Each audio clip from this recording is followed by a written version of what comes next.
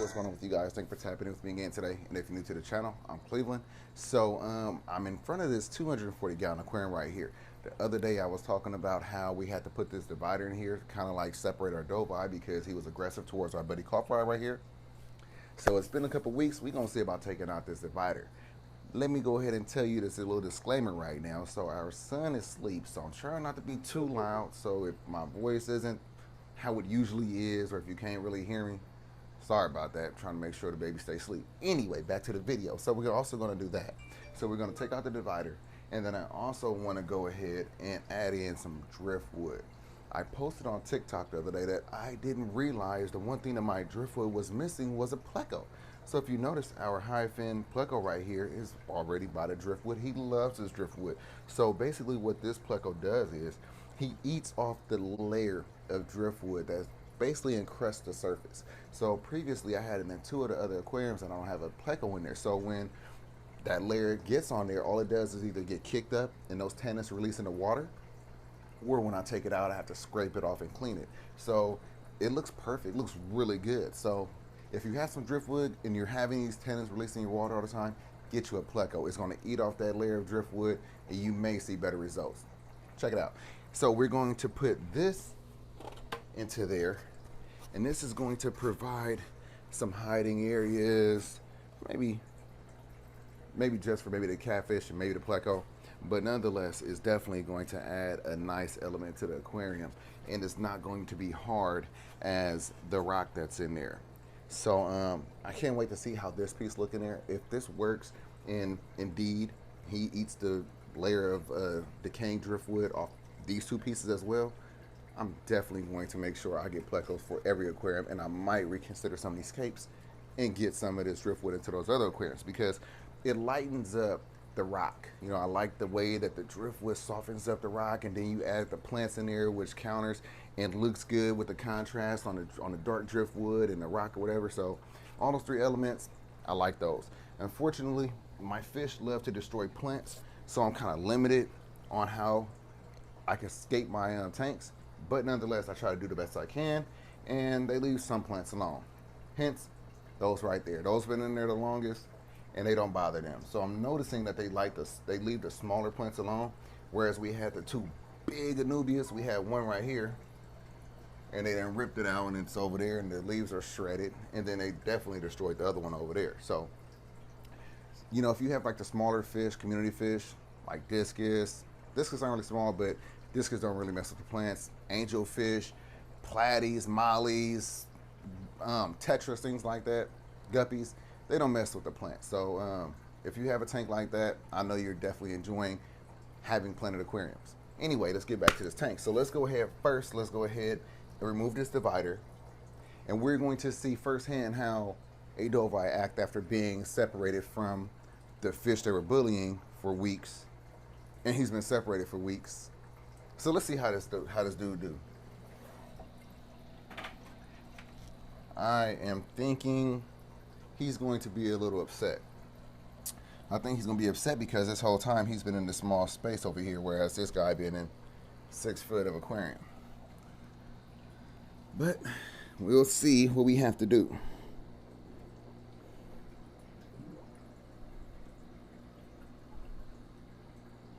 I could just hear in my ears the Wheel of Fortune, or is that Jeopardy? At the Jeopardy, I just hear that.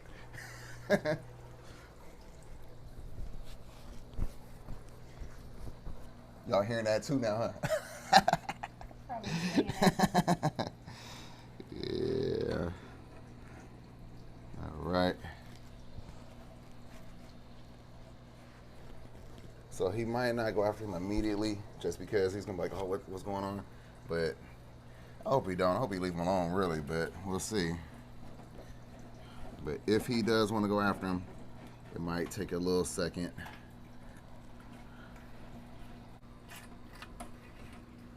We almost there. There we go. The Bisher didn't want to move.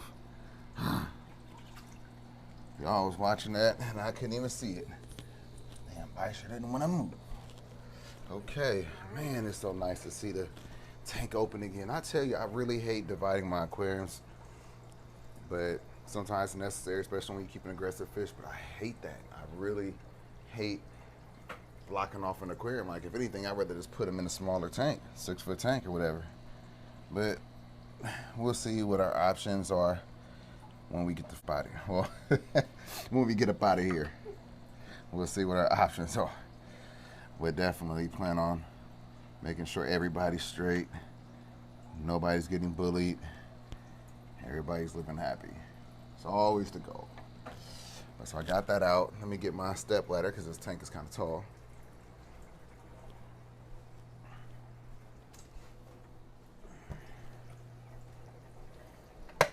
All these leaves and all that. Let me get a net too. I gotta scoop out all those leaves. I don't know about you, but I hate that.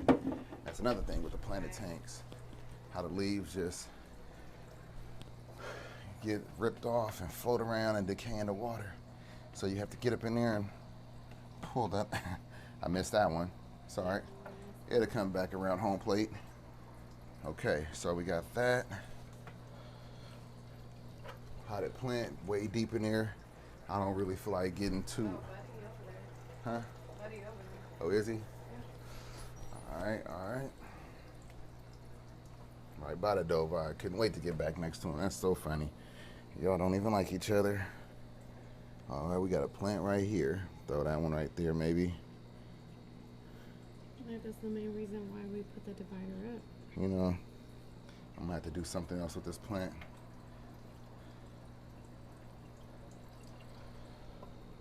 Well, It's funny, right, guys? Look at this.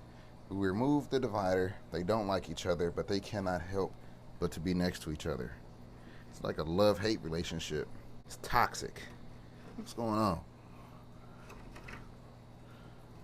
They've been together for such a long time, so it's kind of strange that they wouldn't even get along. babe, they're in an entanglement. Oh, that's what it is, an entanglement. Dang. All right.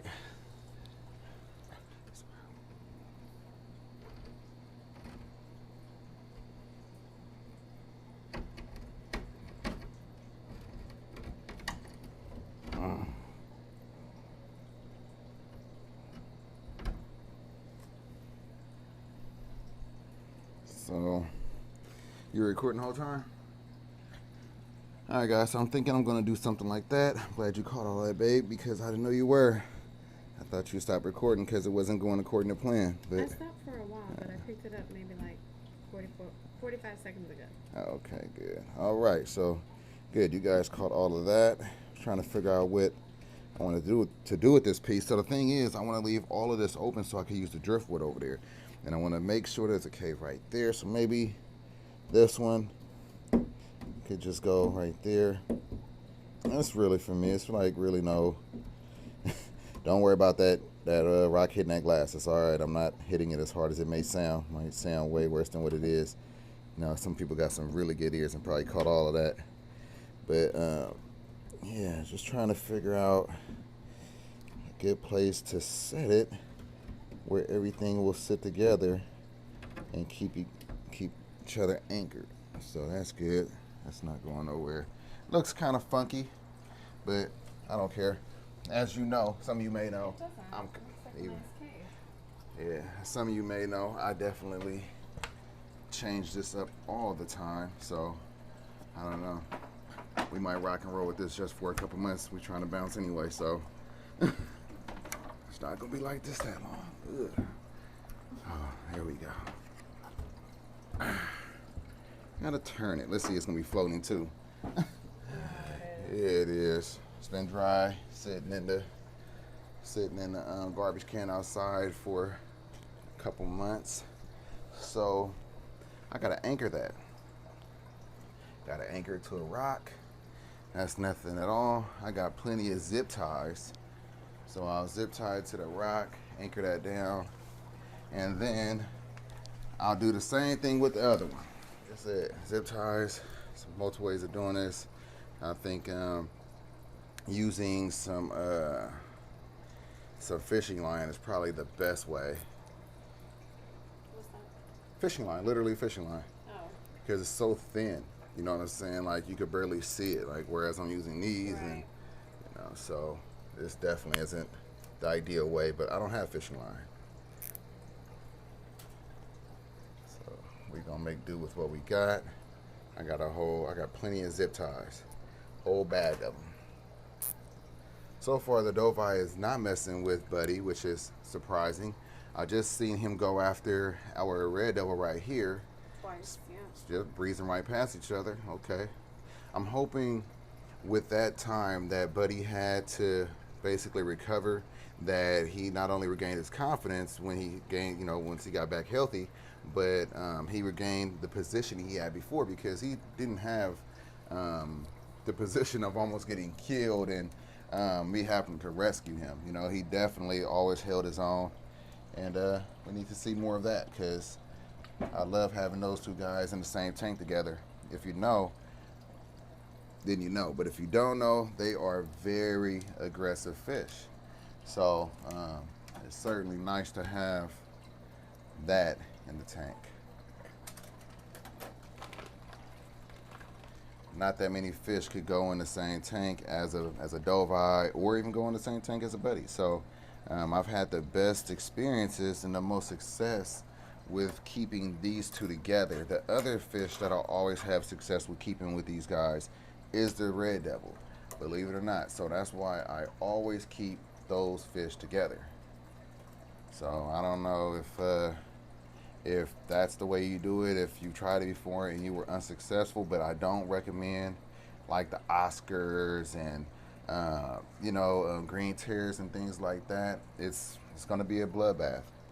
So if you want to be successful with it and you have the patience, then try it that way. Start off with those three. You always can have those three. That basically it'll balance it out. And then you can add in there other fish like how I'm doing. There's no way that I would just have this Dovii with the pike, or the Dovii with that African pike, that Dovii with the Bricon. There's no way I would do that. But the fact that I have so many big fish, and these two are very aggressive, so that's why they're constantly going at each other. And these two red devils over here also are pretty aggressive, which makes it better because I have two. That's why I have two. If it was just one, it would probably be too much. I'm concerned about our Feste long term. I might have to move to Feste. I may have to move to Bricon, but we really need to get up out of here, put these guys into a very large aquarium and see what our options are. That's why I keep saying I want to build like a 15-foot aquarium, 1,800 gallons, something like that, 200 gallons some. So we're trying to run like a 2,000 gallon system for our freshwater guys. But then we'll see what our options are with adding in some more occupants. I have these other two aquariums I really want to bring into, I want to mix them all up, put them all together. But I know that with a setup like this, I can't. I've tried it a number of times. Put these guys over here, they're getting killed. But with a very large aquarium like that, it might be okay. So we'll see that. I'll test that out. And, hopefully you're following along. Hopefully you're not over here, judging and wondering why am I not doing it like everybody else. Because like I say all the time, it's really about doing and showing that the impossible is possible. People say it all the time. One will say you're crazy for doing something. Something cannot be done until you're crazy enough to actually do it. So make sure that you're crazy enough to try something for the first time, despite the fact that somebody and everybody else is afraid to do it, because you may be that first crazy sumbitch that get it done. But anyway, back to this. So as you see, got this big ass rock that I'm about to zip tie to it. I got it. I know you were coming over here to give me a hand, right, babe? Mm-hmm. So I can't really see under the water like that, but I think I see what I'm doing. Yep. So basically trying to set this on there. I'm going to do just like this. And so basically I just linked a whole bunch of zip ties together. Now what I plan on doing, dropping this down right there just like that. Perfect. And now it's anchored down. And once that's no longer needed, then obviously I'll remove that. But that'll work just fine. I have one more piece. It actually looks good. Yeah, thank you, babe. And then so we just got this other piece. Let's see if this bad boy is going to float. Cool. No. It's not good. It's kind of floating, but it'll sink by the I feel like by the end of the day, it'll be good. And regardless, I think I like that spot. Give the arowana something to turn around when he comes this way. I don't know if that'll be entertaining, but you know, gotta have some dexterity so he don't just run right into it, loop around it if he want to. Anyway, that's what I'm doing. I don't care. That's what I'm doing. Like I said, I love to switch things up, and this is the switch up right here. This plant looking shady. Like I said, maybe just eating off these leaves right here. So this is what they put it in, like a sponge. So get that off of there. As a matter of fact, let me rinse this off. Put it the right way. The rest of the roots broke. That's another reason why it's good to look at that. That's a lot. That's why it's also good to remove them from these, but I didn't think they were gonna last as long as they did, so I didn't. Okay. Alrighty. Right there, that works somewhere up in there. Nope, can't get in there. This one can though. So yeah, just trying to find somewhere to shove these where they can't get disturbed and come back out. The good thing about putting them in like driftwood is that they have these holes, so the roots will actually find those holes and continue to grow, whereas when you shove them inside rock, they have nowhere to go. Well, shove that one in there. Come on, get those roots down up in there. There we go. And hopefully, because it's not in there tight, so hopefully that the roots will keep it stuck. So when it gets pulled, the roots catch and they stay put. In fact, I like that spot so much, I'll put them both in there. I only have a little bit left, and I don't even know how long this is gonna last. Yep, even better. Now that works good, just like that. So I say reintroducing this Dovii was a hit. That was a success right there. That was really successful. I mean, I couldn't. Yeah. For the time being, it's definitely working. We gonna see. I'm gonna do a follow-up video, obviously, and let you guys know where the scissors go. Just had them. Go. Did they get thrown down here and covered? They did. Okay, so the reason I need the scissors because I see that right there. I need to cut that one. That one. Oh, where'd it go? I see it. You know what? I don't want to get my arm completely wet. Here we go. Let's do it. So, right there. Get out the way. Get out the way.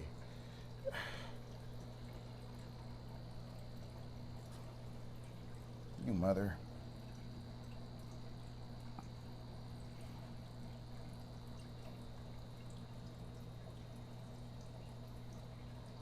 Man, that was too much work for that. All right. So that's it. That is it. I'm glad. We got the guy reintroduced. We got our 8-foot aquarium back.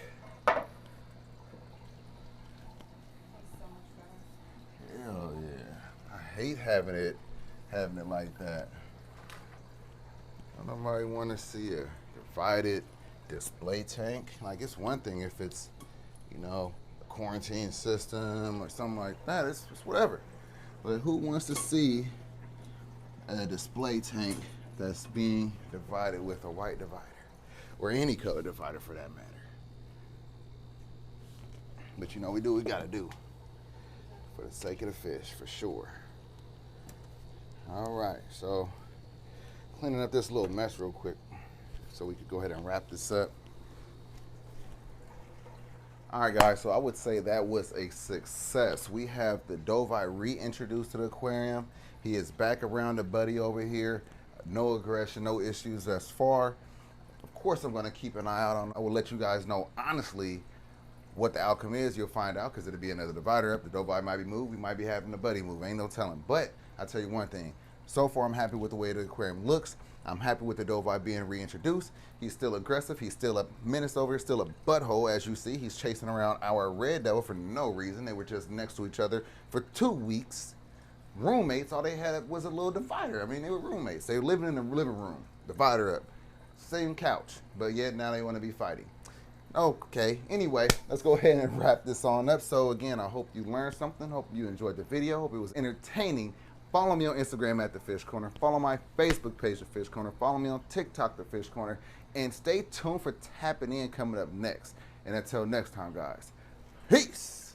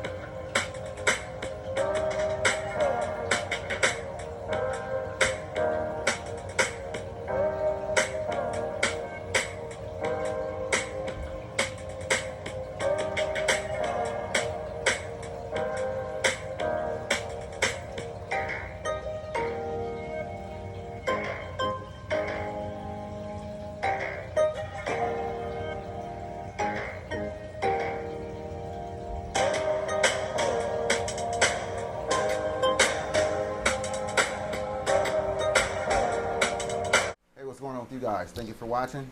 Welcome to another episode of Tapping In. I appreciate you guys for sticking around this long, and if you didn't, I hope one of these you catch one of these episodes. So this is only our second time doing this together. Like I said before, I want to make this a habit. It's very important for us to motivate and help each other. You know, we all need that support. You know, everybody needs support. I don't care who you are. You know, support is what, you know, keeps things up. You know what I'm saying? You can't, if you take a pole, if you take a 2x4 and stand it up, what's going to happen? It's going to fall over. Why? Because it needs support. So you add another 2x4, you drill it in, you lean it against the ground, it'll hold up, it'll stand up. So we all need support. Think of me, and I want to think of you guys like this 2x4. I want to be able to support you guys. You guys definitely support me. I want to tell you that. I'm not gonna sit up here and BS you guys. You guys definitely show me support with your comments. Sometimes, you know, I get these negative comments, and you know, sometimes it pisses me off. Sometimes it upsets me. I'm getting better and better at it. I'm not gonna lie. In the beginning of doing YouTube, it was hard, but you know, the more you do it, you get kind of like desensitized towards it. You know, and then you know the wonderful comments from you guys. It gives me the strength. You know, it gives me the motivation. It gives me that extra to keep it going. You know what I'm saying? Like so. We all need that extra push, you know, you guys. I really appreciate that shit, you know what I'm saying? So we all need that extra push, and I'll be the first one to admit that. Anyway, so I really want to thank you guys for all that you have done thus far. I hope that we can continue to rock and roll and do bigger and better things in the future. And also, you know, if you guys see someone in my comments and they're reaching out for help because I'm not able to get to the comment, you know, I definitely appreciate you guys for, you know, standing up, answering those questions and helping those other subscribers and supporters. You know, we're in this together. It's like a family. You know what I'm saying? Like, you guys don't have to spend your time watching me. So the fact that you do take your time to watch me, to comment, to like videos, to do everything that you do, it's appreciated 100,000%. My family appreciates you guys. So that leads into the topic today, time. Time is the most valuable thing that I feel like that we have. Let's erase that. Time is the most valuable thing we have to give anyone. So with that being said, be aware of who you are giving your time. Everybody don't deserve your time. Be selective on who you give your time, regardless of how old you are. Be selective on who you're giving your time to, because you never know what someone's intentions are. You never know whether or not someone is going to give you, put you first to give you the same amount of time that you're giving them. So just make sure that you're being selective on who you give your time to. I'm very selective on that. You know, if you don't make time for me, if you don't prioritize me, more than likely prioritizing you. It's a two-way street. Like I said, you know, we got the 2x4 standing up right there. Support. You reach out to me every time you need support, I got you. But when I need the support, you don't have me. How does that work? It don't. So with that being said, I'm not doing that. So if you have been doing that all this time, you got to stop. You know, we do this with people that we care about the most. And you know what? More often than not, the people that we care about the most are going to be the ones that do something that we really would cut somebody else off over. So they like to get away with things that we say we not dealing with that. We not accepting that. That's unacceptable. But we deal with it. You know, so in 2022, just make sure that you're paying attention to all those things, and you know, being sure that you're receiving the same energy that you're putting out. You deserve it. You deserve the same energy. You know what I mean? You know, it's an old school saying, treat others like you want to be treated. So make sure people are treating you the way you treat them. So not only is it imperative that you value your time enough to make sure that you're getting back the time that you're putting into somebody else, and that you're selecting who you need to spend your time with. Let's talk about the fact that all we have is a certain amount of time on this earth. Since we have 24 hours in a day, have you ever broke down your day in 3 parts, 4 parts, 6 parts, anything like that? Because I have. So I break my day down in like 3 parts. I look at it like this, because for the most part, most people work a 9 to 5, 8-hour shift. So if you're working 8 hours a day, you got 16 hours left. So what do you do with your 16 hours? This is so very important. Some people work another shift. That's another 8 hours. So then they have 16 hours occupied with work. Then they have 8 hours left. I guess you got to get some sleep in, right? That seems like a full day. There's nothing wrong with that, because they hustling, they grinding, they out for it. They trying to get their money. I get that. But if you think about that, if you're working 16 hours out the day and you sleeping 8, or even sleeping 6, and you eating 2, getting in the shower and eating in the other 2, you really don't have time to build and work on yourself. So we're gonna talk about that in another video. So let's get back to it. So you literally work 16 hours, sleep 8 hours, or sleep 6 hours, eat, shower, you got 2 hours knocked out the way. So that's really not maximizing your time. You got to make sure that you're focusing on yourself. You got to make sure that you're developing these dreams, because those are so very important. You have to dream in life in order for you to get somewhere. Otherwise, you're like a robot. You just waking up every day, waiting on Friday, and you feeling like crap come Monday. So you basically living Saturday and Sunday.